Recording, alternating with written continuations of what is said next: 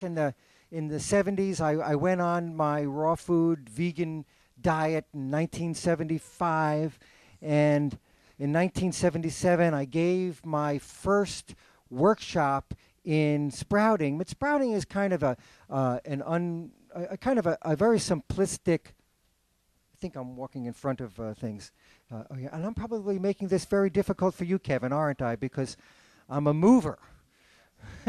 so, so um, I taught my first workshop on sprouting in 1977, and it's really much more than sprouting because sprouting in many people's imagination is bean sprouts. You know, what the Asian cultures do, mung beans and soybeans. And what I do is really more about gardening, is really more about vegetables and specifically green vegetables. And I did my first workshop in 1977 because starting in 1975, I was gardening in my kitchen. I was growing buckwheat and sunflower and alfalfa and radish and cabbage, and I was one of the early growers of broccoli and kale. You know, and broccoli nowadays is really big and popular. And I was, and I don't really know any better, but anything to the contrary, but as far as I know, I was the first one to start growing peas to the green leafy stage where we now see them as pea shoots sold in all of the stores. All the commercial sprout growers are doing pea shoots. I've had a relationship with the commercial sprout growers since I started sprouting because I kind of reached out to them to find out what they do and in the hopes of finding more varieties. I've always wanted to do more. You know, this thing about, mung beans and soybeans was very, very limited, and alfalfa, very, very limited. I was more excited by the big, tall, green baby leaves, such as buckwheat and sunflower, and that's why I developed the pea shoots. I was using red peas at the time, and now it's all green peas. But nonetheless, it's a pea shoot that comes up, and they're really tall. They can be as tall as 10 inches tall. And to me, that's closer to gardening, to real gardening. It's much better than a 1-inch tall sprout or a bean with a tail on it. So I started doing all that. A reason why I started to do the workshop, I was actually making a living as a musician, entertainer during those years. But the reason why I started teaching is because friends would come by and see my apartment filled with these greens that were growing, and they would say, how do you do that? This is very interesting. This is fascinating. And enough people asked, and I belong to a yoga center, and those people are all into greens and healthy eating, and they invited me to do a workshop of what I do. So what I'm presenting to you today is kind of the same thing, right? I want to show you what I do and how I do it, and so that you can start to put these practices together for yourselves in your own kitchen. So am I right? How many people here are really interested in learning how to do this kind of gardening at home? Okay, I'm glad to see that. Anybody here for other reasons that I might be interested in learning? Anybody want anything? Yes? Wheatgrass. Okay, you want to learn about wheatgrass powder? Okay, I'll talk about that too. Yeah? Yeah, yeah. How old? Well, Well, what that is I am no longer part of that distribution of the fresh product to the health food stores. That is a man named Murray Tizer, who's a wonderful gardener. He's a wonderful sprout farmer. I licensed him the right to use my trademark name many, many years ago.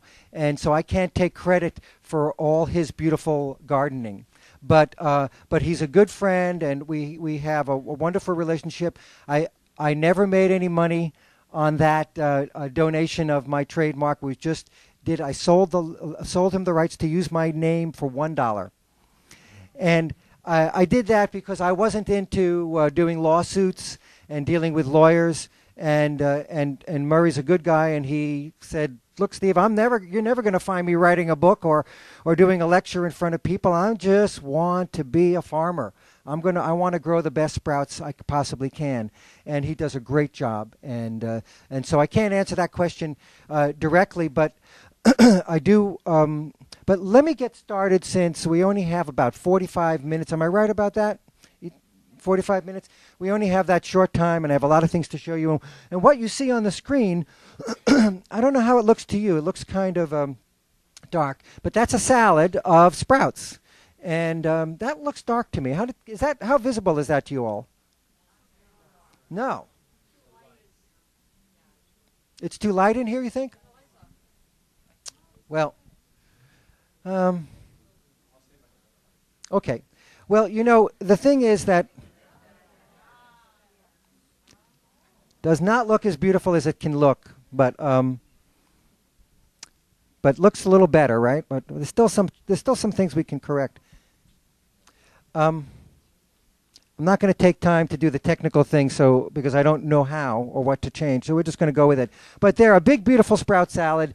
There are several varieties of sprouts in there. There is no lettuce in this salad. And that's the point I want to make, is that at any time of year, you can have fresh-grown greens that is just as good as going out to the backyard and bringing in the fresh-picked lettuce.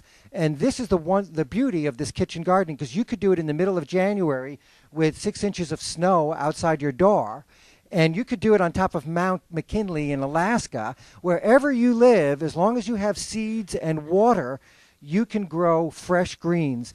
And I don't think I have to produce a scientific research paper to prove to you all that the best food in the world is the food that is fresh grown and fresh picked. Am I right?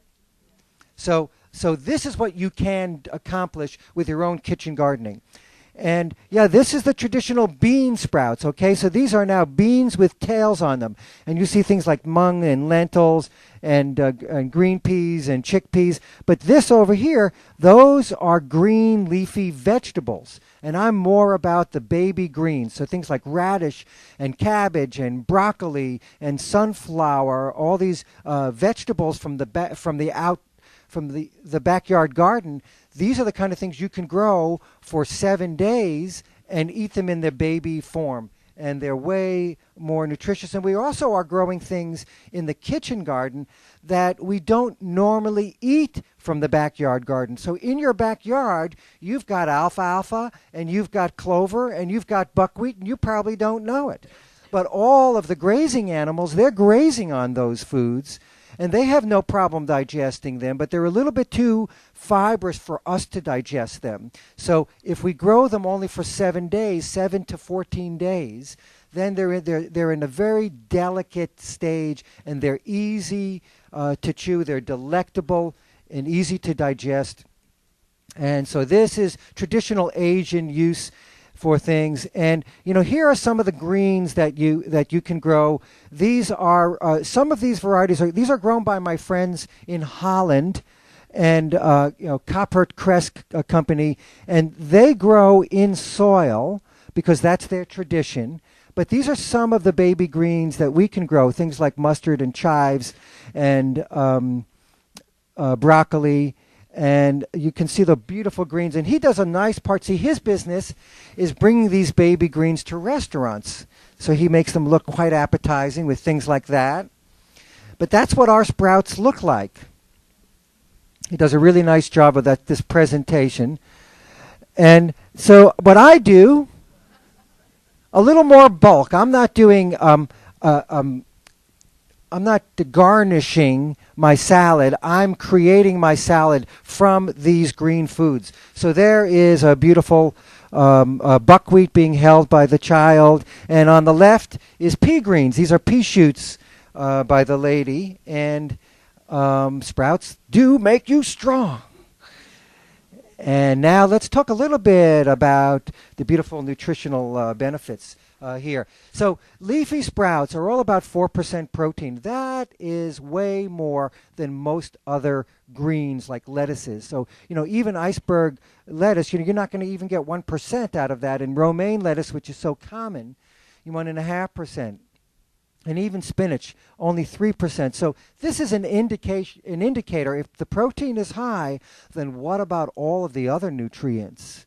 And so a lot of things, if you look at something like soybeans, you look at it's almost 14% protein, and it has less than 7% fat, but you're going to get a little less protein out of eggs and way more fat. So maybe we should move to the foods that have less fat to get our protein. So this is the protein part we were talking about before. Here it is in a chart. And now let's look at radish sprouts, which are very interesting. More vitamin C than a pineapple. And if you look at radish, the vegetable from the garden, you get only 8 international units of provitamin A. But if you eat the sprouts, you get 391. That's a big difference. That difference comes from the eating the baby plant versus eating the mature vegetable. That's the difference of a 7-day vegetable versus a 100-day vegetable.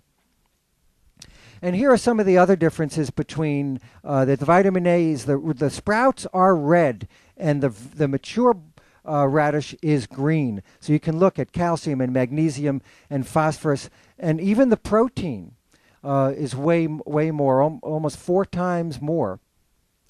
And if you look at common foods like spinach and eggs and kale, kale's a really healthy vegetable, but the pea sprouts and the lentil sprouts, you get more iron from them. And the sprouts are the first 2 bars, blue and burgundy, and all of the others are the common foods like celery and broccoli and romaine lettuce. So way more magnesium and phosphorus. So, and again, if you look at something like chicken, well, you're going to get 17.5% protein, but at the cost of over 20% of fat. So fat makes it really hard to digest the protein and the other nutrients, whereas, soybean, you're going to get pretty close to that, but at 1/3 the fat content. Okay, and again, this is what we're talking about. This is a graphical demonstration of that. Sprouts are functional foods. Functional foods mean that the food can actually function as medicine. And so there are abundance of phytochemicals. Phytochemicals are basically plant compounds. This is what we find, and they're really good for all kinds of diseases and ailments. And some of the best sprouts are things like broccoli sprouts because of their glucosinolates. This is what happens when Sproutman stays up too late at night at his desk, when he should be out talking to folks like you.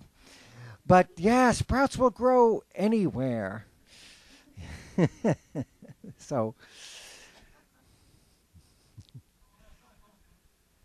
okay.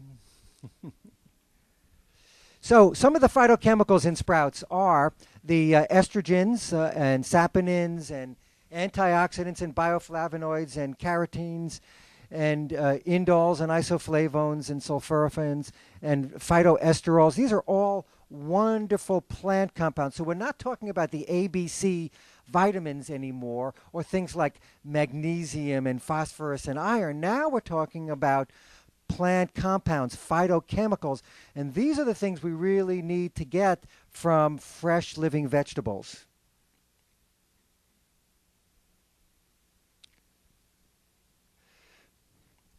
So phytoestrogens are really abundant in these baby plants. They're great for heart disease and menopause symptoms. Coumesterol is the biggest phytoestrogen that we have available. It decreases the bad cholesterol, LDL. Think of it for L for lousy cholesterol, and H for happy cholesterol. The HDL is, and it also, of course, increases the density of bones, and they're anti-carcinogenic. And the best sources of coumesterol is soybean sprouts, clover, and alfalfa sprouts. And actually, when you're growing soybean sprouts, there is a 4,200% increase in cholesterol just by germination. So that's the miracle of germination. And now let's talk about saponins, which are very big in alfalfa sprouts. These are anti-carcinogenic, and they increase the archilla cell activity. And so there you see alfalfa is the biggest, soybean is the next biggest, lentils, peas, clover is also in there. And there's a 450% increase when you sprout the alfalfa from the non-sprouted alfalfa. This was a study done showing alfalfa lowering cholesterol. And these are some of those baby green vegetables I was talking about. These are like microgreens. They're so tall. The canister that they're growing in is 9 inches tall. So these things are about 10 and 11 inches tall. And lots of anti-aging activity in buckwheat sprouts. There is science on this from Japan. Diabetes, when you germinate brown rice, this research was also done at Nihon University. Sprouted barley was used to treat ulcerative colitis. Parkinson's disease, fava bean sprouts. You don't see a lot of fava beans being sprouted, but there was some good research on fava bean, which contains a precursor for dopamine, and so there's potential for this to help in the management of Parkinson's disease. Very big on pancreatic cancer. Alfalfa sprouts have something called canavanine in them, and the canavanine actually is it's like chemotherapy for the cancer, but it comes from a natural source. Hey, they're reminding us that we taste good too. It's more than just science. So okay, sprouts, we'll be back to you. But broccoli sprouts is wonderful because they have all these enzymes that protect against the carcinogens. And so they found that broccoli sprouts are a major inducer of this anti-carcinogenic enzyme, which is called sulforaphane. And broccoli sprouts have been used in bladder cancer. They've been used in cardiovascular disease. They lower blood pressure. They reduce problems of arteriosclerosis and hypertension. It's been used. Broccoli sprouts have been used in research for prostate cancer. They possess anti-tumor activities, both in people and in the test tubes. And sulforaphane is the name of the particular glucosinolate that you find in abundance in broccoli sprouts. And you find them 50 to 100 times more in the sprouts than you do in the mature broccoli vegetable. And this multiple 50 to 100 times, kind of goes across the board for a wide range of phytochemicals and a wide range of nutrients. That's the miracle of germination. And they even did a study where they spiked the broccoli sprouts with selenium, and they found that there were even more success in the rats in reducing colon cancer. So again, this is broccoli sprouts with heartburn and even skin cancer, reduces inflammation.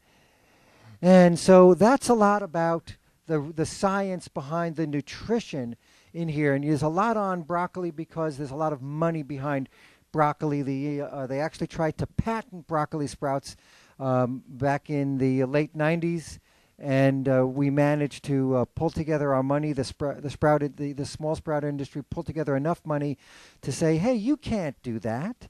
You can't patent sprouts. You can't patent a vegetable like broccoli in any form. And we got the U.S. government to agree. And so now you don't have to pay one vendor to buy broccoli sprouts. Any farmer can grow broccoli sprouts. So let's start the gardening. As you see, this is in front of my fireplace. Lots of greens in the middle of the cold winter. And there's two number one and number two factors that are involved in being successful when you are a a sprouter, and one of them is that you work with professional equipment, and number two is that you have high quality seeds.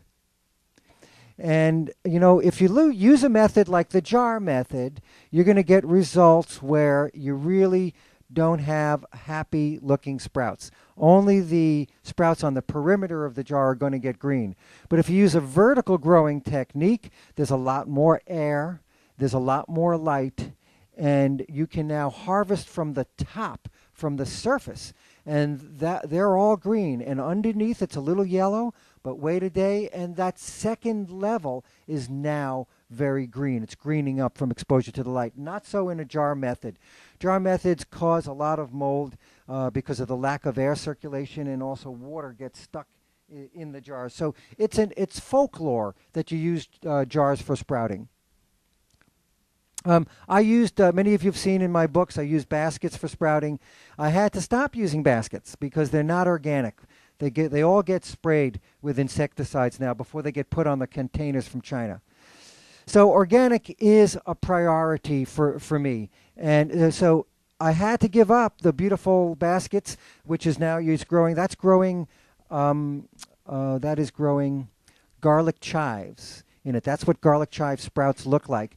I had to give up the baskets because it was more important that that we have no toxic chemicals seeping into the food that we're eating. And you know, I don't know to what extent that was happening, but I couldn't be participating in promoting a bamboo basket that was sprayed with insecticide, and I didn't know how to get them off. So now there is a difference. I mean, you're looking at buckwheat grown in soil on the left and buckwheat grown in water on the right. And aside from the fact that they're two different locations and two different photographers and two different lighting, they look pretty close. And so they're, you know, everything grown in soil is better, right? Because it's the natural way. This is the way things are grown on the planet. They're grown in soil. But soil is an extra step. And if you're only growing the plant for 7 days or so, it doesn't actually matter that much, nutritionally speaking. And you know, because what do you really get from soil? You get minerals, right? And if you look at the minerals, compare the first column are the minerals from wheatgrass that you get without soil, and the second column is the minerals that you get from using a nice organic composted soil. So the difference between the two numbers are basically inconsequential. In fact, if you look at the nitrogen, which is the kind of the protein factor, you actually get more nitrogen in the water grown than you did in the composted organic soil. So basically, the net result of all these numbers is the difference between 0.65 and 0.63. That's all these numbers have negligible differences. Essentially what it's saying is that the roots are so immature at the 7-day stage, they're not capable of pulling out minerals, converting inorganic minerals into organic tissue. They're just not able to make that switch at this early stage of the game. So since there's no real great benefit from the soil, why should you and I have to go through extra steps in the gardening on the front end and in the disposal and composting on the back end? So if you want to make your life easier, then you can do it all with soil. Nevertheless, the choice is always yours, whatever fits into your lifestyle. My only concern is that you're able to take on something that you can continue, because if it's too much of work for you, if it's too much of a hassle and you're going to drop out of the program, it's not going to help your health. So the seeds, in my opinion, the quality of the seeds is more important than the soil factor. So let's go for really good organic seeds, because this is seed intensive gardening. So I can show you a picture on the left and a picture on the right grown at the same time in the same grower with the same sprouter, and guess what? The one on the right has mold and the one on the left doesn't. The only difference is the seed came from two different sources. So all the conditions, all the circumstances, and the timing were exactly the same, only the seed was different. One has mold, the other doesn't. Quality of seeds. There are a lot of sprouters out there available. These are two popular sprouters out there, and they're all good. I'm not making a case for pitching, one sprouter against the other, except in the case that I do want to encourage you to get out of jars, because jars have spoiled on people and have turned them off of sprouting, because once you try it, you get started, if you get mold, you're not going to go back again. And I don't want to lose sprouters because they had a bad growing experience because they used a wrong piece of equipment. Jars are for storage. Nobody ever said that jars were a gardening tool. So this is an invention of mine. It's basically just a tray sprouter.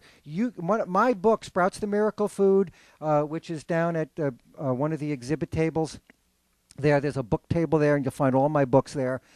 That book even tells you how to make your own sprouter, something like this. You just get a tray, you put holes in the bottom, small holes so that the seeds don't fall through, and you have a vertical process. And you need a greenhouse. And that was a greenhouse that I developed, but you can use even a plastic tent over the top of it.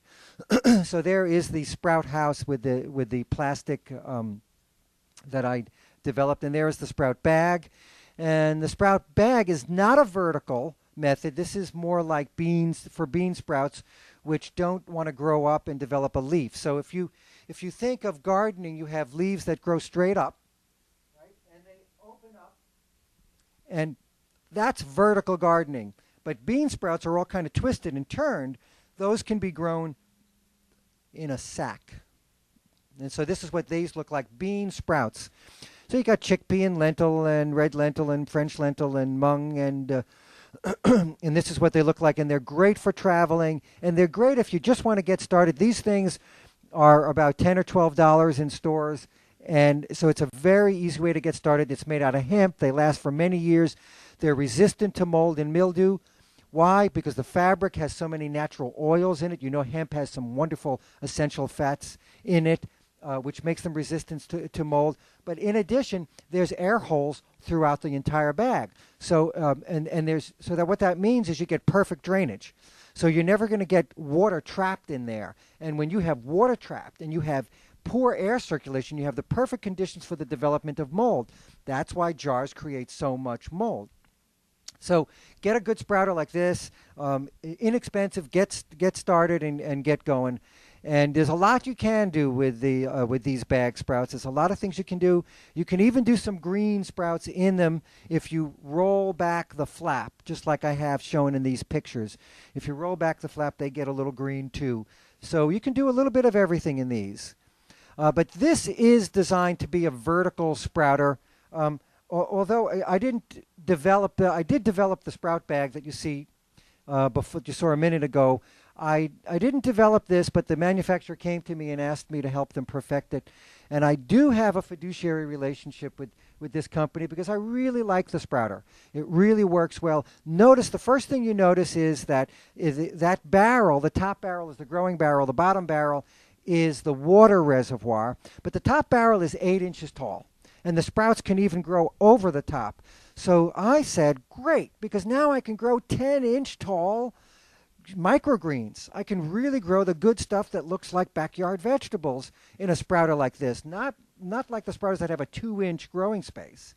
This is a really big growing space, which means air and light and tall growing microgreens.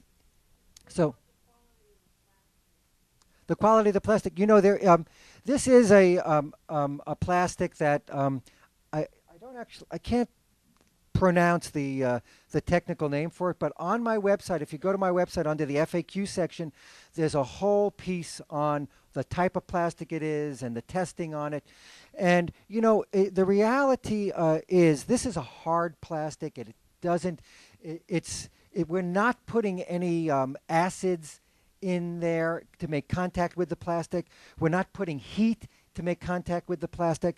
It's a hard plastic, and all we're putting in there is water. I think it's negligible. So, you know, in our environment, we have so many things to worry about. You know, just walking underneath, you know, electric wires and telephone wires and cell phones. You know, I've got a cell phone right here, but it's off.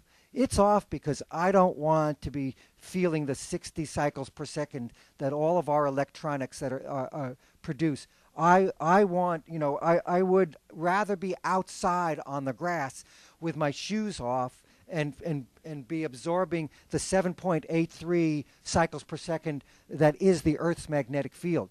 But nonetheless, we have all of these factors in our environment, and we make choices all the time. I think this is safe. Beautiful sprouts. Again, sunflower on the right. A mixture. You can actually make your own salad. You can grow your own tossed salad.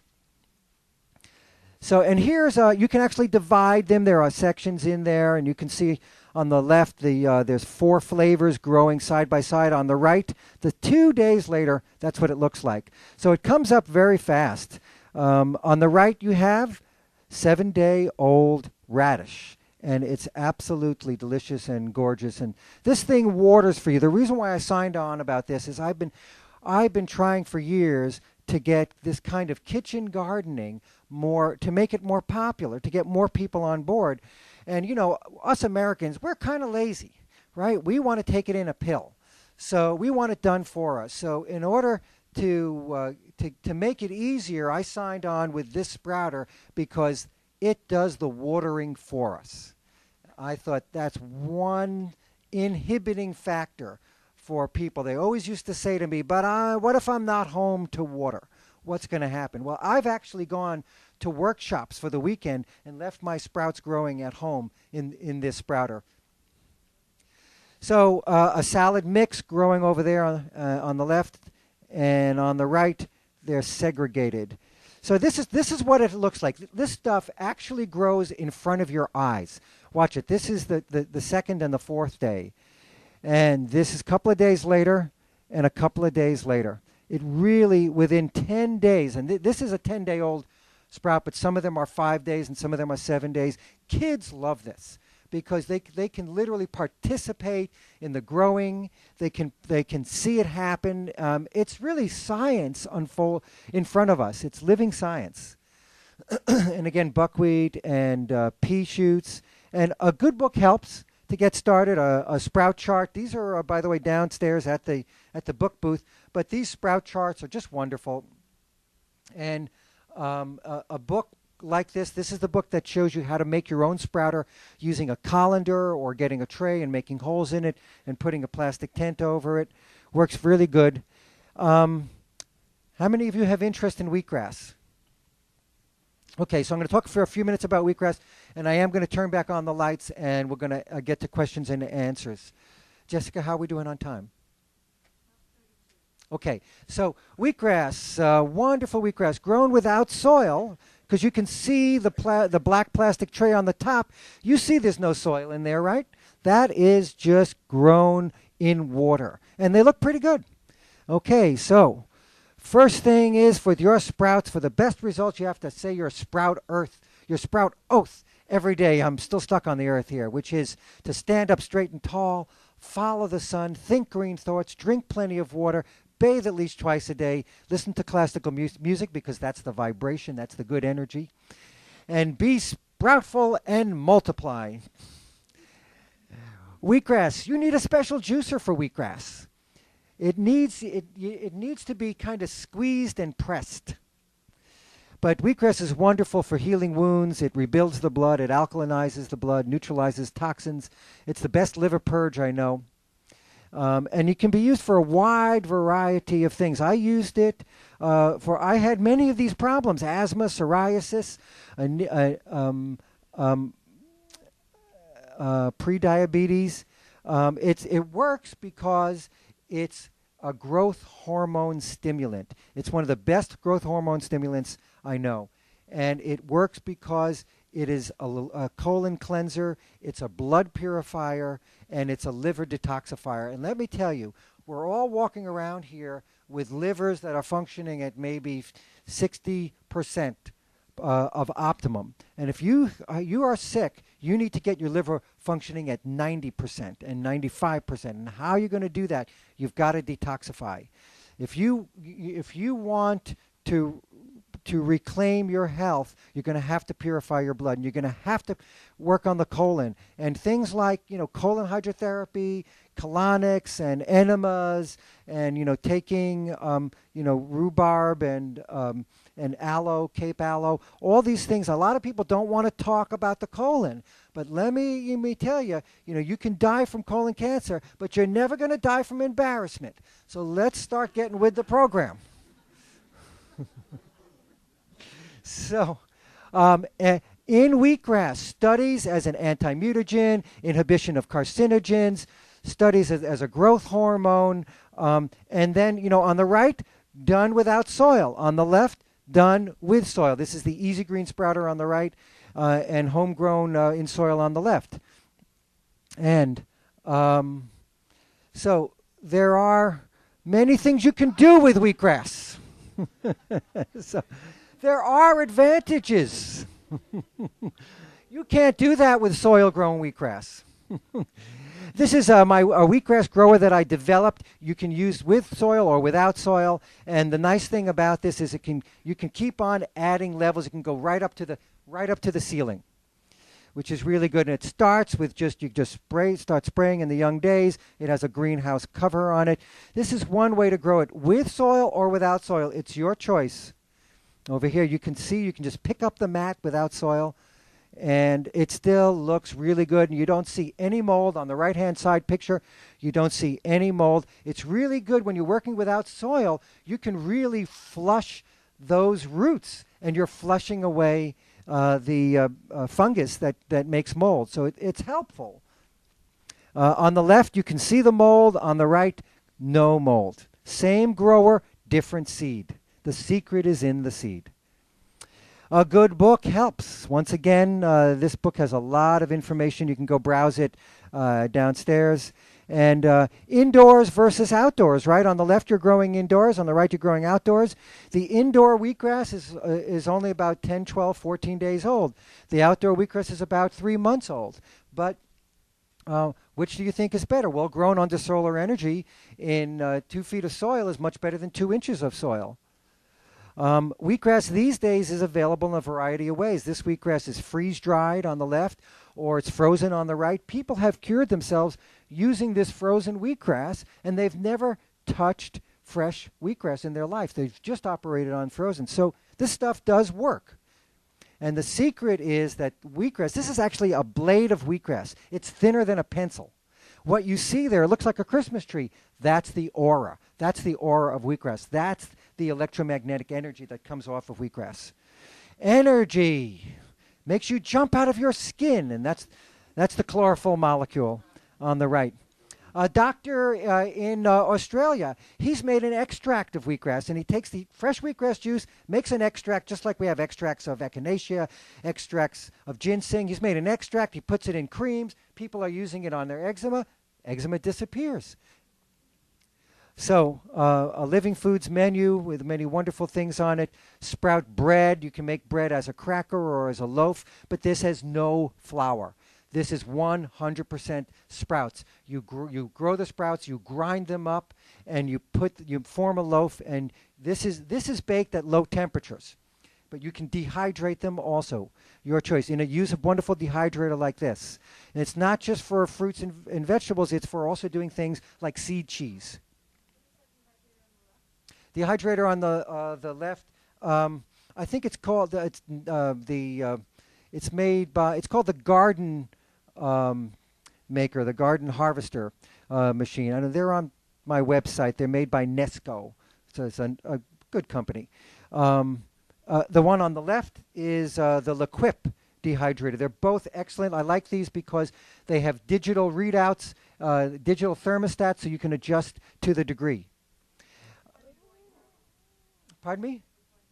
They're both equally good. I'm only selling the round one on my website, but they're both very good. But by the way, if we lose time, Sproutman.com, you get a lot more information.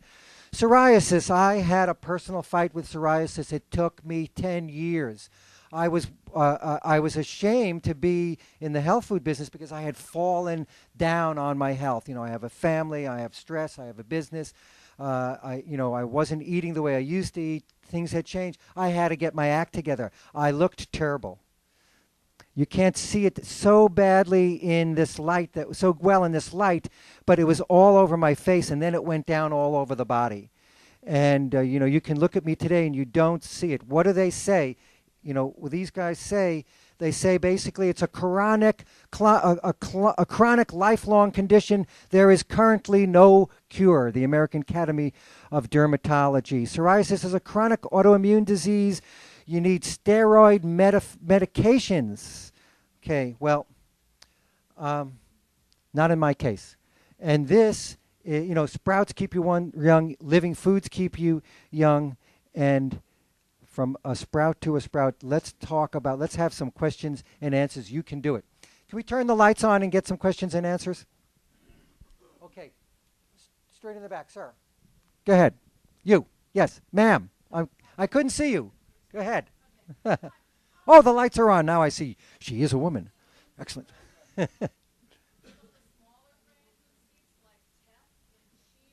Okay, teff and chia. Well, chia is a gelatinous seed. It's much harder to grow. If you want to grow these teff and chia, better to intermix them with something like alfalfa. Otherwise, you have to grow them on clay. Okay, ma'am. When one orders a wheatgrass juice, they often give you a lot of the white part of wheatgrass. Does that have any value? Is the white part of the wheatgrass okay? It's fine. It's closer to the roots. It's really fine to go right down to the roots as long as the roots are clean of mold. Otherwise, you can just wash them off. The mold that's on wheatgrass is like the mold. It's the same family as the mold on bread and the mold on cheese. It is not pathogenic mold. Nevertheless, you want to wash it off. But is the white as nutritious as the green? You know, I can't distinguish between the two. It's all the whole plant. This side of the room.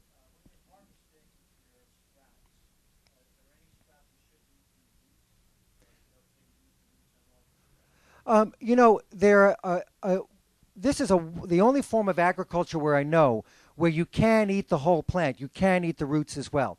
That being said, the roots on alfalfa are very delicate. The roots on buckwheat are very fibrous, and so I choose to cut off the roots on the fiber that are very fibrous and consume the roots that are very delicate.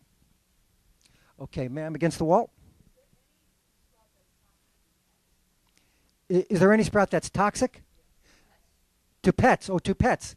You know, I would like to recommend that you concentrate on the sprouts that are listed here. There are 37 sprouts listed here. I would say that's enough for us to work with.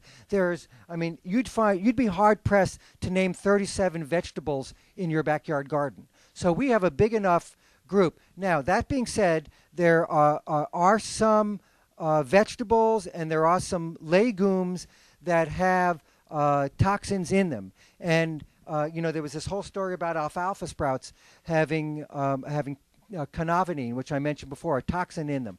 But the reality is, when you grow alfalfa sprouts to the green leafy stage, the levels of those of canavanine are completely insignificant to human nutrition. So the fact that they might be technically there in parts per million has no relationship. In fact, we saw that some of these toxins have a benefit.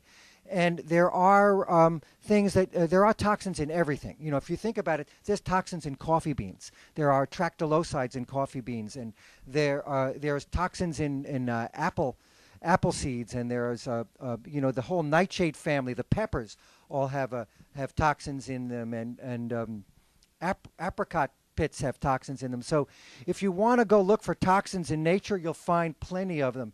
But the reality is, at the levels that we consume these foods, those toxins are insignificant. Tomatoes, you know, have a nightshade family, have a toxin in them. So I think you're okay with pretty much everything, but try to stick to the ones I recommend on the chart. That'll give you the best benefit. Okay, ma'am in the front on the aisle.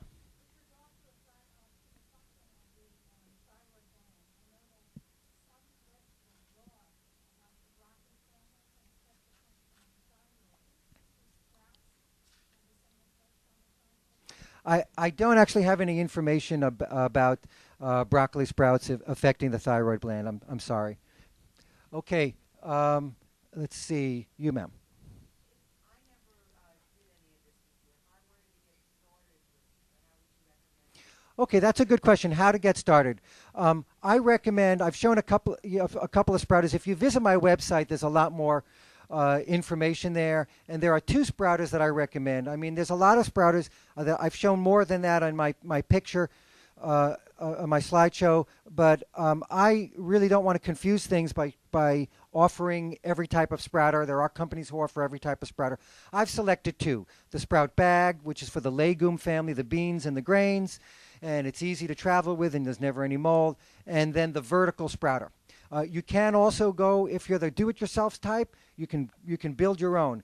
But I like the that canister with the reservoir. I recommend that one, and I recommend the Sprout Bag. I recommend getting a few Sprout bags, and so that's what I recommend for stopping. I can only take one more question, but I do want to tell you that I will be downstairs book signing at the book booth downstairs on the main floor, and I'll be happy to answer more of your questions there. And you can always visit me, Sproutman.com, and you can email me a question. I'll do the best I can. I get hundreds of questions, so they may be short answers, but you can email me at Sproutman@Sproutman.com. Let me take the last question. Ma'am, go ahead. I'm picking you, so go ahead. I've been growing in baskets for 20 years. I met you, thanks to you. Baskets with a plastic bag. And Yeah, yeah. in my kitchen, tremendous success. Is it better for me to put it out on my terrace rather than the dog? Well, remember, because we don't have soil in here, the roots aren't being cooled. So the roots, if the tops get really hot, there is no cold earth to cool them off. So inside a greenhouse, those temperatures can get to 100 degrees in the sun, and so we don't want to cook the sprouts. So better to keep it. Let them have some indirect light. That's even better. Ladies and gentlemen, thank you very much for coming. Think green. Okay, we'll see you downstairs.